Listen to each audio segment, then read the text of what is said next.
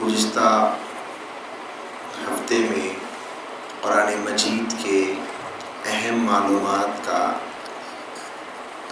ایک بہت بڑا حصہ مکمل ہو چکا تھا۔ چنانچہ گزشتہ جو باتیں ہمارے سامنے ہوئی تھیں ان باتوں کو سرسری طور پر ایک مرتبہ دہرا لیا جائے تاکہ اب تک جو مضامین ہم سن چکے ہیں ان کی یاد ذہن میں تازہ ہو جائے۔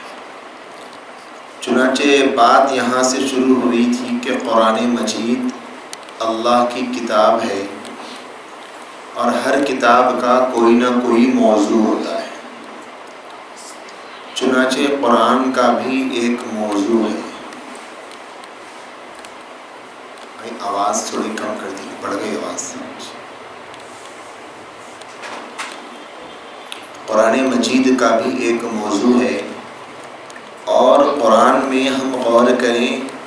تو قرآن بہت ساری چیزوں سے بحث کرتا ہے، فلسفی گفتگو بھی کرتا ہے اور آئلی مسائل بھی بیان کرتا ہے، نیز ایسی بہت ساری ضروریات زندگی کا ذکر کرتا ہے، لیکن وہ قرآن کا موضوع نہیں ہے۔ قرآن مجید کا موضوع ہے صراط مستقیم، انسان کی موجودہ زندگی کیسے گزرے اور آنے والی زندگی کی بھلائی کے لیے انسان دنیاوی زندگی میں کیا کام کرے اور مرنے کے بعد انسان کو کیا کام آنے والا ہے، اس قسم کی گفتگو قرآن مجید کرتا ہے۔ پھر اس کے بعد ہم نے قرآن مجید کے موضوع کے بعد قرآن مجید کے جو ضمنی موضوعات ہیں ان پر بات سنی تھی کہ قرآن کے 5 موضوعات ہیں جن پر قرآن مجید بات کرتا ہے۔ بنیادی موضوع صراط مستقیم، 5 موضوعات میں پہلا موضوع ہے عقائد کا، جس میں 3 قسم کے طبقات کا ذکر ہوا تھا کہ پہلا طبقہ وہ ہے جو دہریوں کا ہے، جو خدا کا منکر ہے، اور دوسرا طبقہ وہ ہے جو ہر قسم کی چیز کو جو اس سے بہتر سمجھ میں آئے خدا مان لیتا ہے، تیسرا طبقہ یہودیوں اور عیسائیوں کا تھا، اور دوسرا موضوع ہے احکام کا۔ قرآن کی 6666 آیات میں سے تقریباً 500 آیات ایسی ہیں جن سے احکام نکلتے ہیں۔ دنیاوی زندگی میں جتنے مسائل ہیں علماء کرام نے قرآن کی 500 آیات سے اس کو ثابت فرمایا ہے۔ تیسرا موضوع اخلاق کا،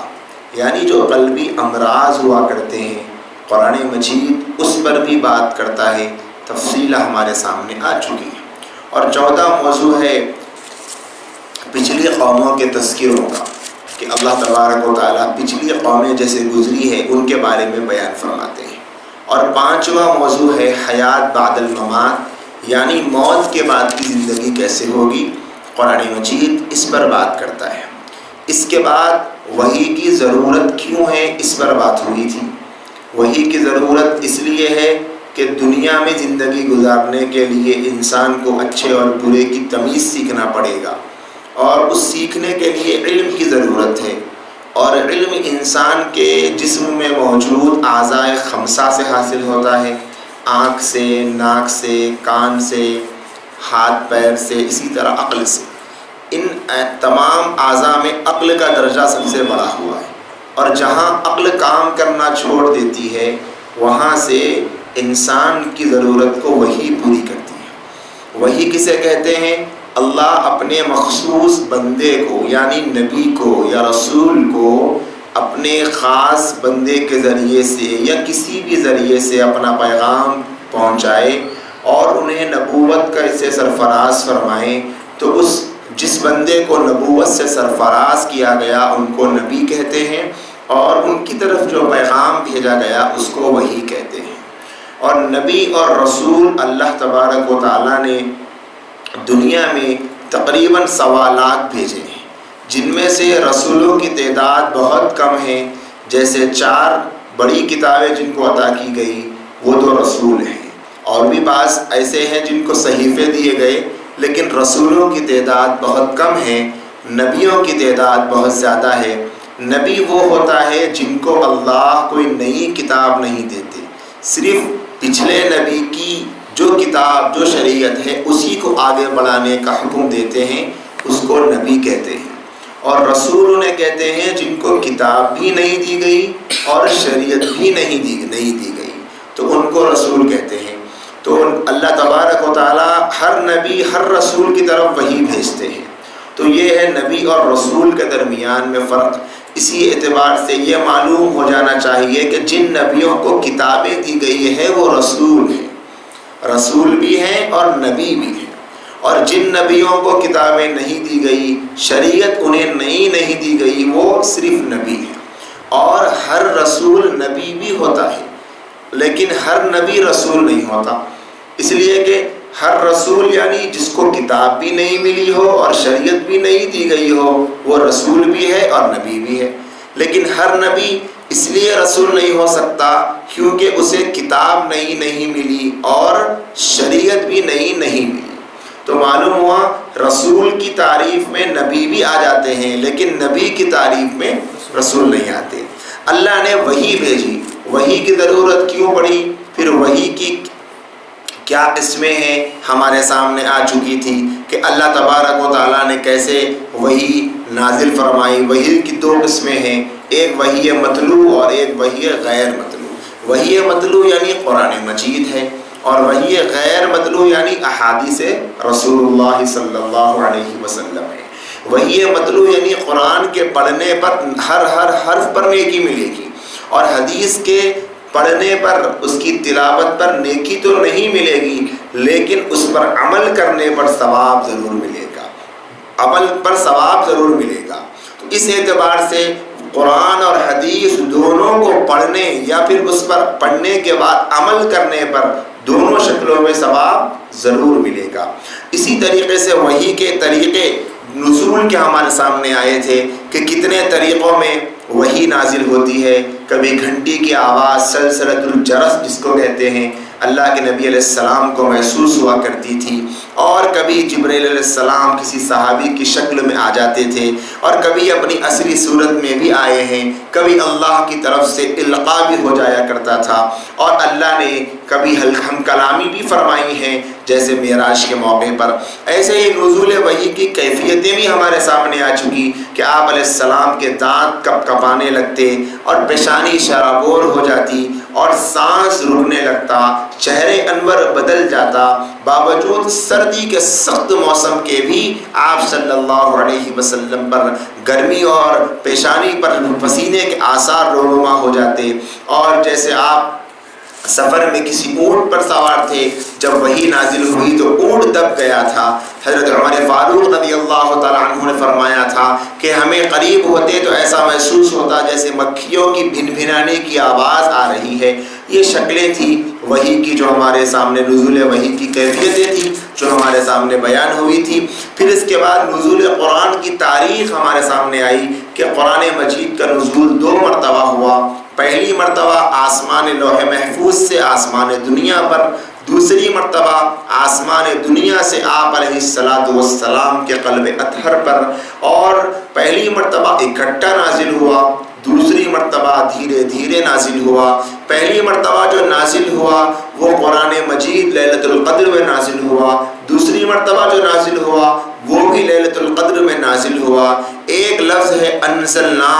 ایک ہے تنزیل، دونوں میں فرق، نزلنا دونوں میں فرق بتلایا گیا کہ انزلنا کے معنی ہے کہ انا انزلناہ فی لیلۃ القدر یعنی اکٹھا نازل کرنا، اور ونزلناہ تنزیلا، نزلنا کے معنی ہے دھیرے دھیرے نازل کرنا۔ یہ مطالب بھی ہمارے سامنے آ چکے ہیں۔ ایسے ہی قرآن مجید کے تدریجی نزول پر بھی بات ہوئی تھی۔ قرآن مجید کا نزول دھیرے دھیرے کیوں ہوا،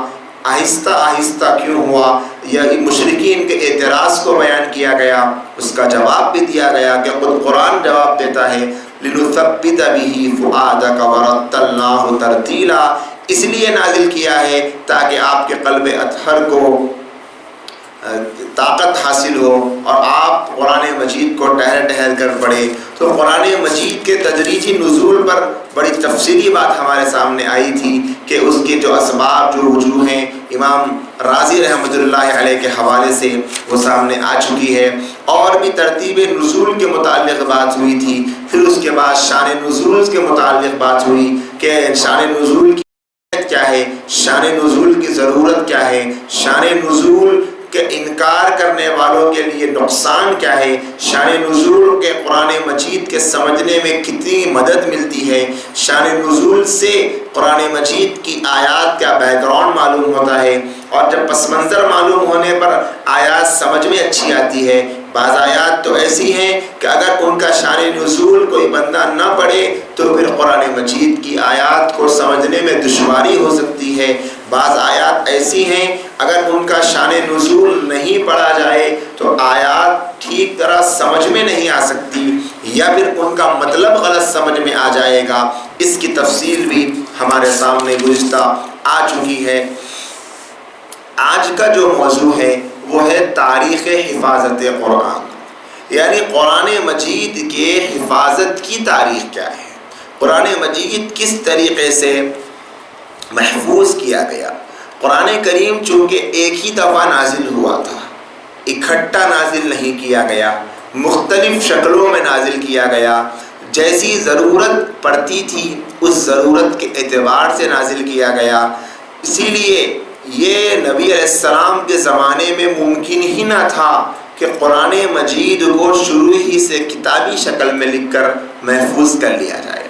بلکہ اللہ تبارک و تعالیٰ نے قرآن کو دوسری آسمانی کتابوں سے ممتاز فرمایا تھا، اسے یہ امتیاز عطا فرمایا تھا کہ اس کی حفاظت قلم اور صحیفوں کے بجائے اللہ تبارک و تعالیٰ نے حفاظ کے سینوں سے کرائی ہے۔ چنانچہ صحیح مسلم میں ہے کہ اللہ تبارک و تعالیٰ نے آپ علیہ السلام سے ارشاد فرمایا وَمُنَزِّلُ عَلَيْكَ كِتَابًا لَا يَغْسِلُهُ الْمَاءُ، یعنی ہم آپ پر ایک ایسی کتاب نازل کرنے والے ہیں جس کو پانی دھو نہیں سکتا۔ یعنی مطلب یہ ہے کہ یہ دنیا کی عام کتابوں کا حال دیکھ لیں، جو کسی سیلاب میں، کسی طوفان میں، کسی بھی واقعے اور ہنگامی کسی ہونے والے واقعے کے رونما ہونے کے بعد یہ کتابیں ختم ہو جاتی ہے، لیکن قرآن کی یہ شان ہے کہ یہ قرآن مجید ختم نہیں ہوگا۔ جیسے دنیاوی آفات کی وجہ سے بہت ساری کتابیں، توریت ہے، زبور ہے، انجیل ہے، کیسے وہ ختم کر دی گئی کہ انسانوں کا اس میں دخل ہو گیا اور اس میں تحریف کر دی گئی، حالانکہ وہ بھی اللہ کی طرف سے نازل شدہ کتابیں تھیں۔ لیکن قرآن کی یہ خصوصیت ہے ان کتابوں سے کہ اللہ تبارک و تعالیٰ اس کی حفاظت سینوں سے کرانے والے ہیں۔ اور کیسے اللہ نے اس کی حفاظت فرمائی کہ ابتدائے اسلام میں ہی قرآن کی حفاظت کے سب سے زیادہ حافظ ہم کو نظر آئیں گے۔ اللہ تبارک و تعالیٰ نے اتنے حافظ اسی زمانے میں پیدا کر دیے تھے کہ اللہ نے بہت سارے صحابہ کے سینوں میں قرآن مجید کو محفوظ فرما دیا تھا۔ سب سے پہلا کام جو قرآن مجید کی حفاظت کے سلسلے میں کیا گیا اور جس کام پر سب سے زیادہ زور دیا گیا وہ ہے قرآن کو سینے میں محفوظ کرنے کا۔ چنانچہ خود نبی علیہ السلام پر جب شروع میں وحی نازل ہوتی تھی تو آپ علیہ السلام الفاظ کو اس کی وقت دہرانے لگتے تھے تاکہ اچھی طرح یاد ہو جائے اور بھول نہ جائے۔ اللہ نے قرآن نازل فرمایا لا تحرک به لسانک لتعجل به ان علینا جمعہ وقرآن۔ آپ صلی اللہ علیہ وسلم قرآن کریم کو جلدی سے یاد کر لینے کے خیال سے اپنی زبان کو حرکت نہ دیجیے، کیونکہ اس قرآن کو جمع کرنا اور پڑھوانا تو ہم نے اپنے ذمے لے لیا ہے۔ اس آیت میں یہ بات واضح کر دی گئی کہ قرآن کریم کو یاد رکھنے کے لیے آپ علیہ السلام کو نزول وحی کے عین وقت جلدی الفاظ دہرانے کی ضرورت نہیں ہے۔ اللہ تعالیٰ خود آپ میں ایسا حافظہ پیدا فرما دے گا کہ جب آپ ایک مرتبہ قرآن مجید کو سنیں گے تو آپ اسے بھول نہیں سکیں گے۔ چنانچہ یہی ہوا، ادھر آپ علیہ السلام پر آیت قرآن کا نزول ہوتا اور ادھر وہ آپ کو یاد ہو جاتی۔ اس طرح سرکار دو عالم صلی اللہ علیہ وسلم کا سینہ مبارک قرآن کریم کا سب سے زیادہ محفوظ گنجینہ اور خزانہ بن چکا تھا، جس میں کسی ادنا غلطی یا ترمیم اور تغیر کا امکان نہیں تھا۔ پھر مزید احتیاط کے طور پر ہر سال رمضان کے مہینے میں اللہ کے رسول صلی اللہ علیہ وسلم جبرائیل علیہ السلام کو قرآن مجید سنایا کرتے تھے، اور جس سال آپ کی وفات ہوئی اس سال آپ نے 2 مرتبہ حضرت جبرائیل علیہ السلام کے ساتھ دور فرمایا۔ تو اس طریقے سے قرآن مجید سینے میں محفوظ فرمایا گیا، اور سب سے پہلے آپ علیہ السلام کے قلب اطہر پر قرآن مجید کو نازل فرمانے کے بعد اللہ نے محفوظ بھی فرما دیا۔ پھر آپ صلی اللہ علیہ وسلم صحابہ کرام کو قرآن کریم کے صرف معنی کی تعلیم نہیں دیتے تھے، بلکہ آپ علیہ السلام انہیں الفاظ بھی یاد کرایا کرتے تھے، اور کچھ صحابہ کرام بھی قرآن کریم سیکھنے اور اسے یاد رکھنے کا اتنا شوق رکھتے تھے کہ ہر شخص اس معاملے میں دوسرے سے آگے بڑھنے کی فکر میں رہتا تھا۔ بعض عورتوں کا تو حال یہ تھا کہ اپنے شوہر سے مہر کی شکل میں قرآن مجید کو پڑھوانے کو انہوں نے مقرر کر لیا تھا، مہر طلب نہیں کیا، بس یہ کہہ دیا کہ وہ انہیں قرآن مجید کی تعلیم دے دیں گے۔ سینکڑوں صحابہ نے اپنے آپ کو بس اس غم سے آزاد کر دیا تھا کہ دنیا و ما فیہا میں کیا رکھا ہے، وہ اپنا مشغلہ قرآن کے حفظ کو بنا چکے تھے۔ قرآن مجید کو پڑھنا، قرآن مجید کو یاد کرنا اور قرآن مجید کے ساتھ اپنی زندگی کو جوڑے رکھنا، یہاں تک کہ راتوں کی نمازوں میں قرآن مجید کو پڑھا کرتے تھے، نمازوں میں دہرایا کرتے تھے۔ حضرت عبادہ بن صامت رضی اللہ تعالی عنہ فرماتے ہیں کہ جب کوئی شخص ہجرت کر کے مکے سے مدینہ طیبہ آتا تو آپ علیہ السلام اسے ہم انصاریوں میں سے کسی کے حوالے فرما دیتے تھے تاکہ وہ اسے قرآن مجید سکھائے۔ اور مسجد نبوی میں قرآن سیکھنے سکھانے والوں کی آواز کا اتنا شور ہونے لگا کہ رسول اللہ صلی اللہ علیہ وسلم کو یہ کہنا پڑا کہ تھوڑا اپنی آواز کو دھیمی کرو، کہیں آوازوں کی بلندی اور آوازوں کی کثرت کے جمع ہونے کے سبب قرآن کے پڑھنے میں کوئی غلطی نہ ہو جائے۔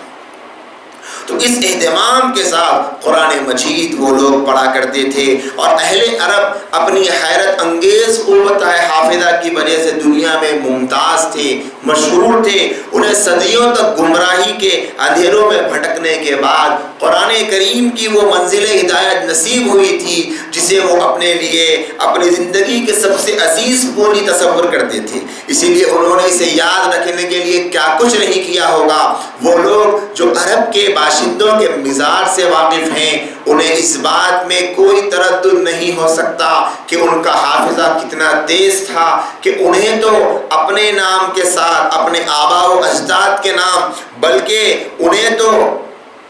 اپنے پاس موجود جانوروں کے اور ان کی نسلوں کے، موجود گھوڑوں کے، ان کی نسلوں کے نام ازبر یاد ہو جایا کرتے تھے۔ تو ذرا اندازہ لگائیں کہ کتنے صحابہ نے محنت کی اور کتنا انہوں نے اس سلسلے میں اپنے حافظے کا جوہر دکھلایا ہوگا۔ یہی وجہ تھی کہ تھوڑی ہی مدت میں صحابہ کرام کی ایک بہت بڑی ایسی جماعت تیار ہو گئی جسے قرآن کریم ازبر یاد ہو گیا تھا۔ روایات سے معلوم ہوتا ہے کہ حفاظ قرآن کی اس جماعت میں حضرت ابو بکر، حضرت عمر، حضرت عثمان، حضرت علی، حضرت طلحہ، حضرت سعد، حضرت عبداللہ بن مسعود، حضرت حذیفہ بن یمان، حضرت سالم مولا ابی حذیفہ، حضرت ابو ہریرہ، حضرت عبداللہ ابن عمر، حضرت عبداللہ ابن عباس، حضرت عمرو بن عاص، حضرت عبداللہ بن عمرو، حضرت معاویہ، حضرت عبداللہ ابن زبیر، حضرت عبداللہ بن سائب، حضرت عائشہ، حضرت حفصہ، حضرت ام سلمہ، حضرت ام ورقہ، حضرت ابی بن کعب، حضرت معاذ بن جبل، ابو حلیمہ معاذر، حضرت زید بن ثابت، حضرت ابو دردہ، حضرت مسلمہ بن مقلد، حضرت انس بن مالک، حضرت عقبہ بن عامر، حضرت تمیم داری، حضرت ابو موسیٰ اشعری، حضرت ابو زید رضی اللہ عنہم جیسے حضرات شامل تھے۔ پھر یہ تو صرف ان صحابہ کرام کے اسماء گرامی ہیں جن کا نام حافظ قرآن کی حیثیت سے روایات میں محفوظ ہو گیا، ورنہ ایسے صحابہ تو بے شمار و بے شمار ہوں گے جنہوں نے پورا قرآن کریم یاد کر لیا تھا، لیکن اس حیثیت سے ان کا نام روایات میں محفوظ نہیں رہ سکا۔ اور بہت سارے ایسے صحابہ بھی موجود ہیں کہ جن صحابہ کو قرآن مجید تو یاد تھا لیکن ان کا نام سامنے نہیں آیا، یا انہیں آدھا قرآن یاد تھا یا تھوڑا بہت قرآن یاد تھا۔ حافظ قرآن کی اور حفاظ قرآن کی کثرت اس بات کی طرف اشارہ کرتی ہے کہ کتنا انہوں نے حافظے پر زور دیا تھا، اور ان کی تعداد پر شہادت ملتی ہے اس بات سے کہ نبی علیہ السلام نے بعض اوقات ایک قبیلے میں 70 قاری قرآن کی تعلیم کے لیے بھیجے تھے، اور ایک غزوہ بیر معونہ کے موقع پر 70 حفاظ صحابہ کا شہید ہونا روایات سے ملتا ہے۔ اور بعض روایات سے یہ بھی بات ملتی ہے کہ جنگ یمامہ کے موقع پر 70 صحابہ شہید ہو گئے، اور ایک روایت یہ بھی ملتی ہے کہ 700 کے قریب صحابہ شہید ہوئے تھے۔ اب اندازہ لگائیں کہ کتنے صحابہ حافظ قرآن تھے، کتنوں کے سینوں میں قرآن محفوظ تھا، اور انہوں نے کتنا صحابہ نے اپنے آپ کو قرآن مجید کے یاد کرنے کے لیے مشغول کر لیا تھا، مصروف کر لیا تھا۔ ذرا غور کر کے دیکھیں صحابہ اگر قرآن مجید کو اس طرح محفوظ نہ کرتے، اس کے اوپر اپنی زندگی کو نہ لگاتے اور اپنے اوڑھنا بچھونا قرآن کو نہ بناتے، تو قرآن کی یہ عظیم دولت ان مسلمانوں تک کیسے پہنچ پاتی؟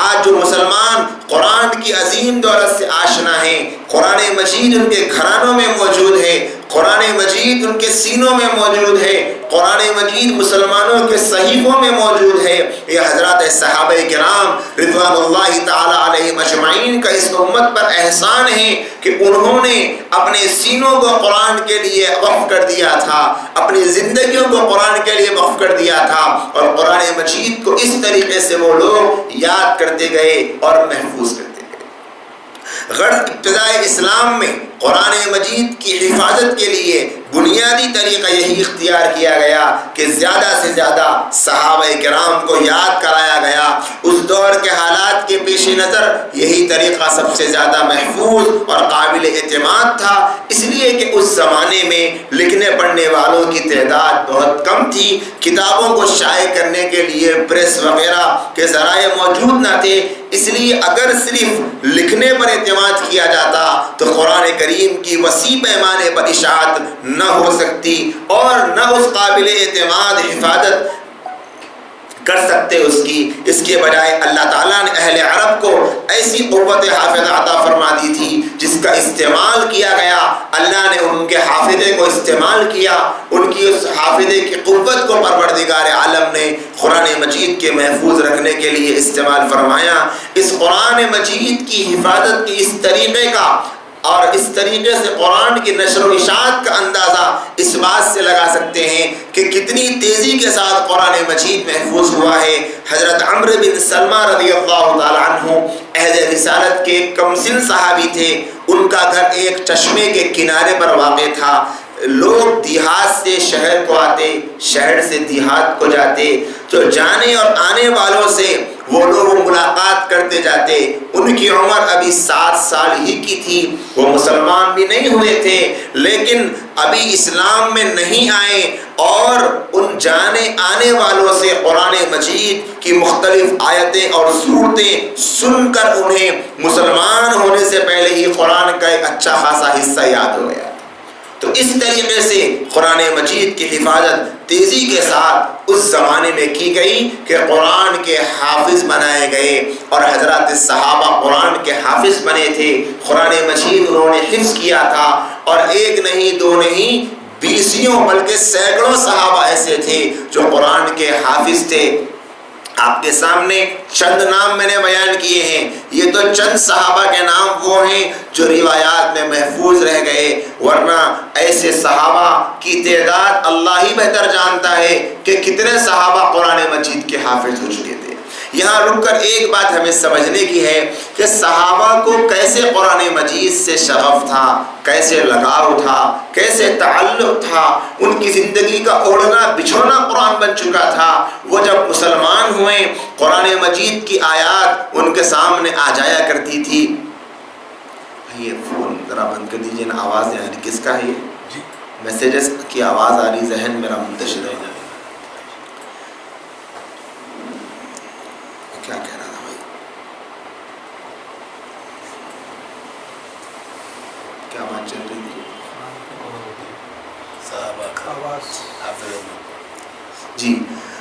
حضرات صحابہ نے کیسی قرآن مجید کے حافظے پر محنت کی، کیسے انہیں تعلق تھا، کیسے انہیں لگاؤ تھا۔ جب وہ مسلمان ہوئے اور قرآن مجید ان کے سامنے تھا تو انہوں نے اپنا سب کچھ قرآن مجید کو حاصل کرنے کے لیے لگا دیا۔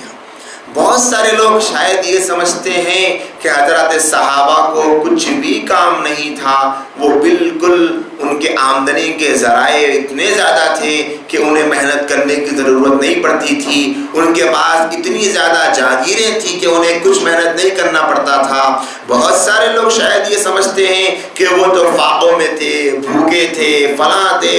تھے، شاید اس لیے انہوں نے قرآن مجید کو اپنا اوڑھنا بچھونا بنا لیا تھا۔ حالانکہ تاریخی اعتبار سے یہ بات غلط ہے۔ حضرات صحابہ تجارت پیشہ تھے، تاجر تھے،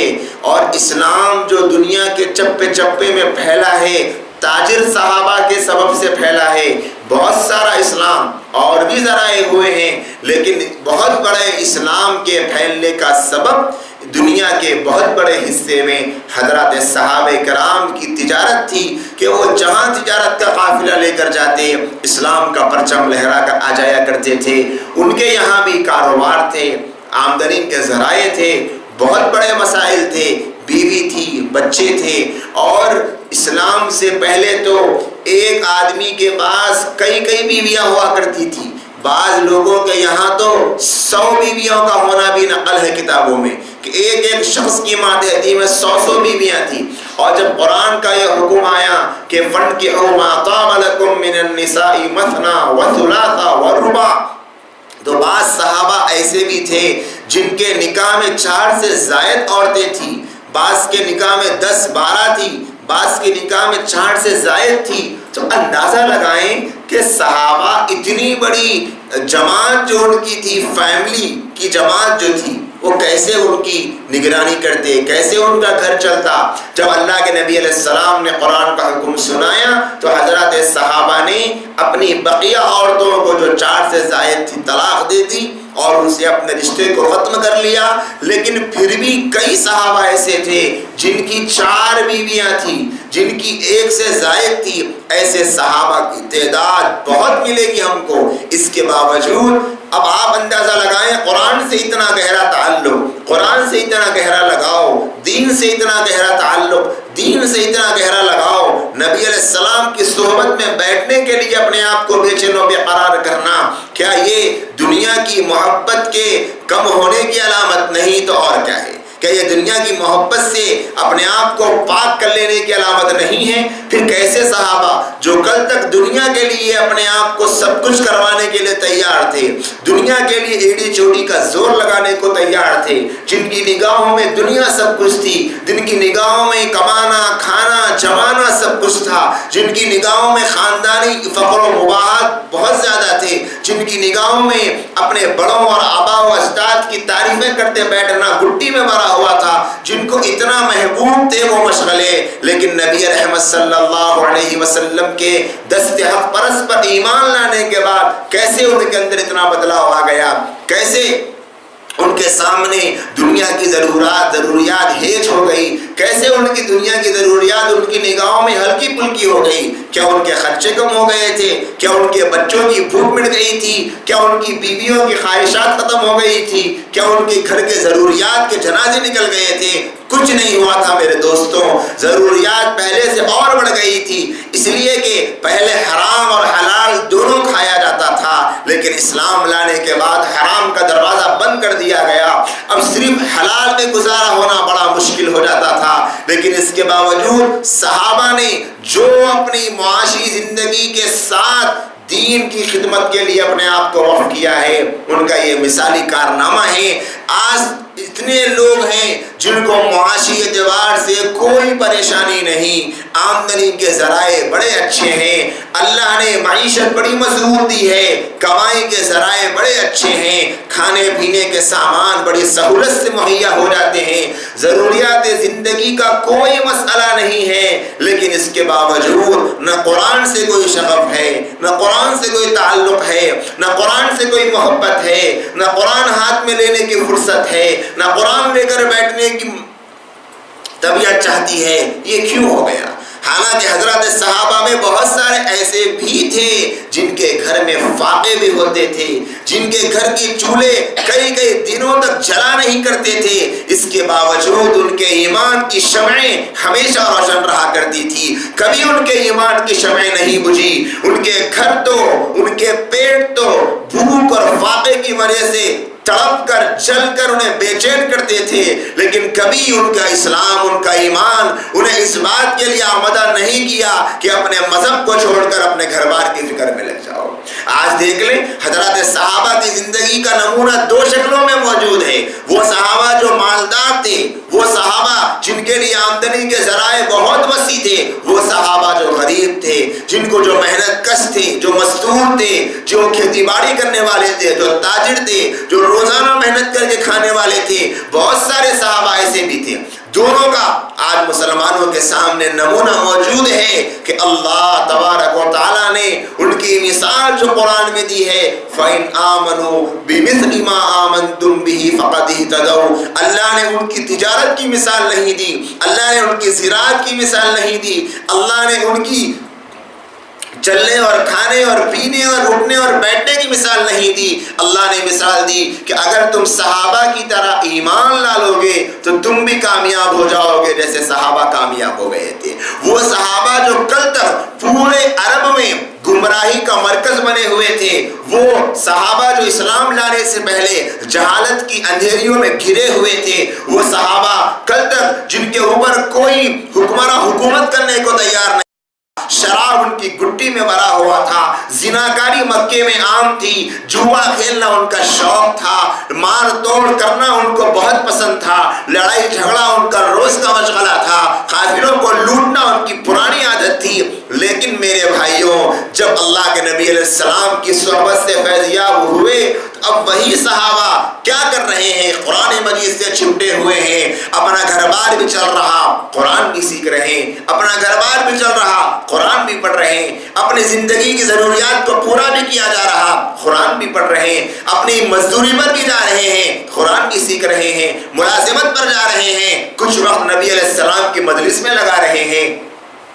اپنی جاب پر جا رہے ہیں، کچھ لوگ اپنے نبی علیہ السلام کی مجلس کے لیے وقف کیے ہوئے ہیں، اپنی دکان بھی چل رہی ہے، نبی علیہ السلام کی مجلس میں حاضری بھی ہوتی ہے۔ اور سنیے حضرات صحابہ میں جو صحابہ ایسے تھے جو کبھی کسی وجہ سے نہیں آ سکتے، کبھی کسی ریزن سے مجلس میں شرکت نہیں کر سکتے، کبھی کوئی کاروبار کی وجہ سے ہو یا آمد و رفت کی وجہ سے ہو، اسفار کی کسی بھی سبب سے ہو، جب صحابہ کرام نبی علیہ السلام کی مجلس میں شرکت نہیں کر سکتے تھے تو ان کا یہ مزاج نہیں تھا جیسے آج ہم مسلمانوں کا ہو چکا ہے کہ بھئی جو دین کی بات سننے میں آئی وہ آئی، جو نہیں آئی اس کو چھوڑ دو۔ بلکہ جب صحابہ مجلس میں آتے یا پھر کسی صحابی سے مجلس کے ختم ہونے کے بعد ملاقات کرتے تو پوچھتے تھے کہ نبی علیہ السلام نے کیا بتایا تھا،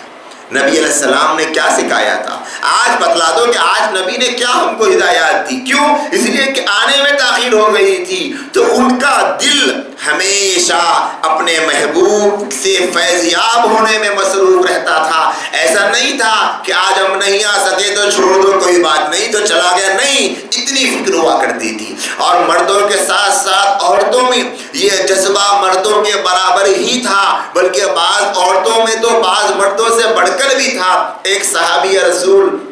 اپنے گھر کو تشریف لائے، اپنی اہلیہ سے کہا کہ چلو کھانا نکال دو، بہت بھوک لگی ہے۔ بیوی نے کہا کہ ٹھیک ہے کھانا تو نکال دوں گی، آپ جلدی سے فریش ہو جائیں۔ جلدی سے کھانا نکالنے کو کہا، بیوی صاحبہ بیٹھی ہوئی ہے، شوہر نے کہا کہ کیا ہو گیا، تو کھانا نہیں نکالو گی؟ کہنے لگی میں کھانا تو آپ کے سامنے نکال دوں گی لیکن مجھے آپ سے ایک بات پوچھنی ہے۔ شوہر کہتے ہیں کہ اے اللہ کی بندی، میں کہہ رہا ہوں مجھے بڑی بھوک لگی ہے اور تم کہہ رہی ہو ایک بات پوچھنی ہے، بات تو بعد میں بھی پوچھی جا سکتی ہے۔ کہنے لگی نہیں مجھے بات کیا پوچھنی ہے وہ تو سن لو، میں یہ جاننا چاہتی ہوں کہ آپ اللہ کے رسول صلی اللہ علیہ وسلم کی مجلس سے آئے ہیں، آپ مجھے یہ بتلا دیجئے کہ آج آقا نے مجلس میں کیا ہم کو سکھایا ہے، آپ وہ دین ہم کو سکھا دیجئے۔ کہیں ایسا نہ ہو کہ آپ پہلے کھانا کھا لیں اور کھانا کھانے تک آپ آپ مر جائیں یا میں مر جاؤں اور وہ دین جو نبی نے آپ کو سکھایا ہے میں اس سے محروم ہو جاؤں، میں اس بات کو بھی گوارا نہیں کرتی،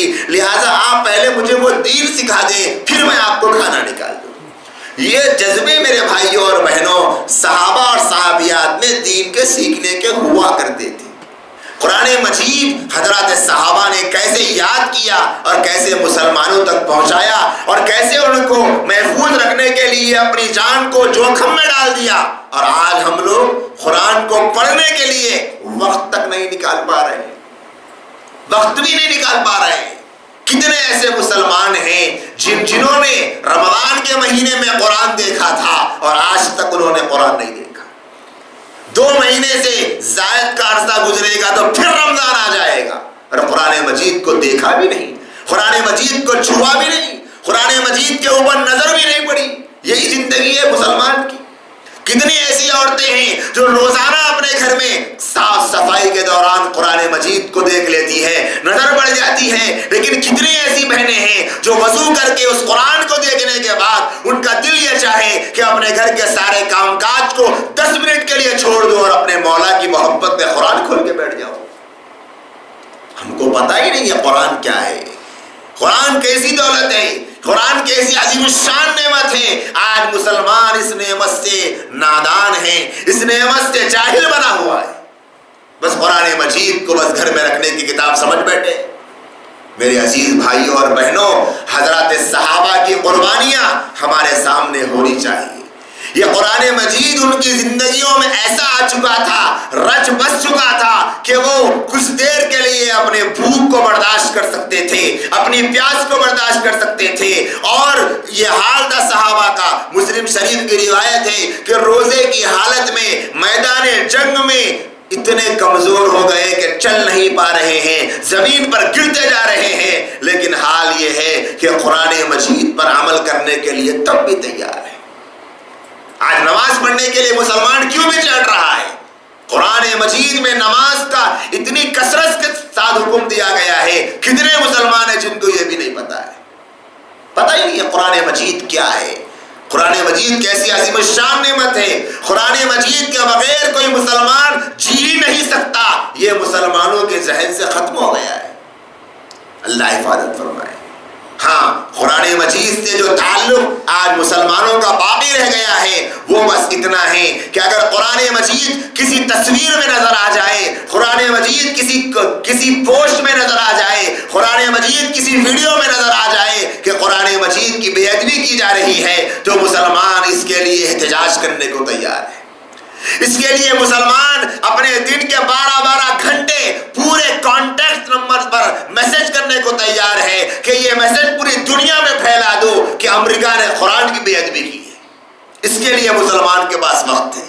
لیکن اسی قرآن کو پڑھنے کے لیے، اسی قرآن کو کھول کر اپنے لیے جو سبق حاصل ہو سکتا ہے وہ حاصل کرنے کے لیے، قرآن سے اپنی زندگی کے مسائل کو حل کرنے کے لیے آج مسلمان کے پاس وقت نہیں۔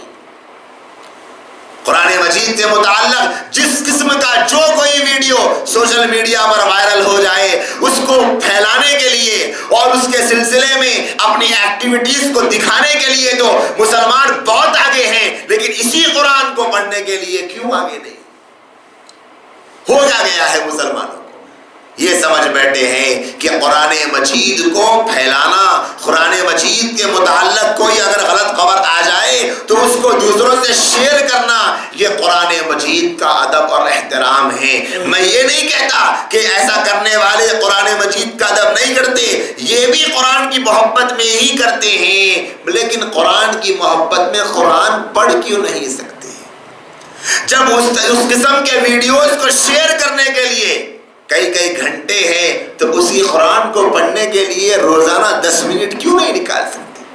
آج ہم خود اپنا جائزہ لے کر دیکھ لیں کہ میری اور آپ کی زندگی میں قرآن مجید کے لیے کتنی جگہ ہے۔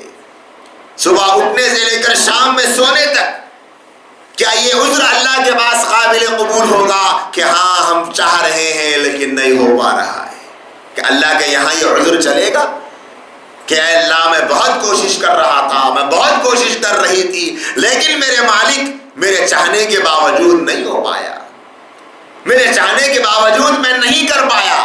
میری کوشش کے باوجود میں نہیں کر پائی. یہاں دنیا میں بندوں کو تو ہم دھوکہ دے سکتے ہیں لیکن اللہ کو نہیں دے سکتے. وہ تو علیم بذات الصدور ہیں، وہ دلوں کا حال جاننے والی ذات ہے. ان کو کیسے دھوکہ دیں گے، ان سے کیسے چھپائیں گے؟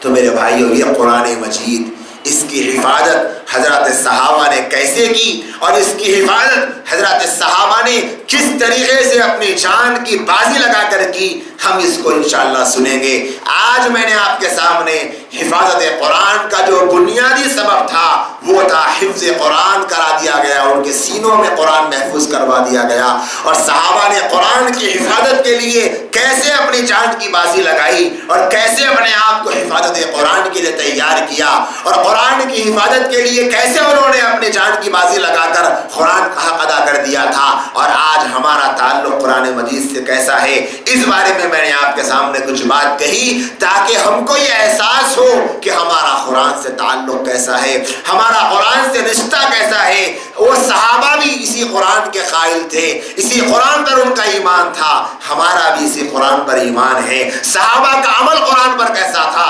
ہمارا عمل قرآن پر کیسا ہے. لہٰذا میرے بھائیوں اور میری بہنوں،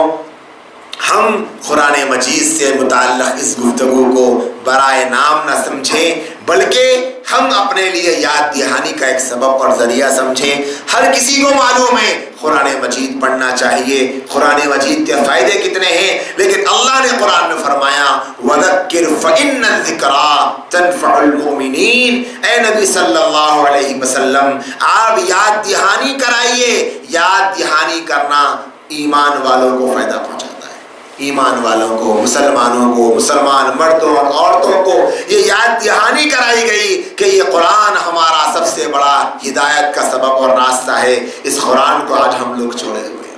قرآن کے چھوڑنے سے عالمی حالات کیا آ رہے ہیں، دنیا کس نتیجے پر پہنچ چکی، دنیا کیسے حالات سے ڈگمگا رہی، وہ تو ہے ہی. ہمارے گھرانے، ہمارا اپنا ایمان کیسے تزلزل کا شکار ہے، ہمیں وہ دیکھنا. دوسروں پر تبصرے کرنا، دوسروں کے تذکرے کرنا بہت آسان ہے. ہمیں اپنا گریبان دیکھ لینا چاہیے کہ میرا اپنا گھر، میری اپنی بیوی، میرے اپنے بچے، میری اپنی ذات قرآن سے کتنی جڑی ہوئی ہے.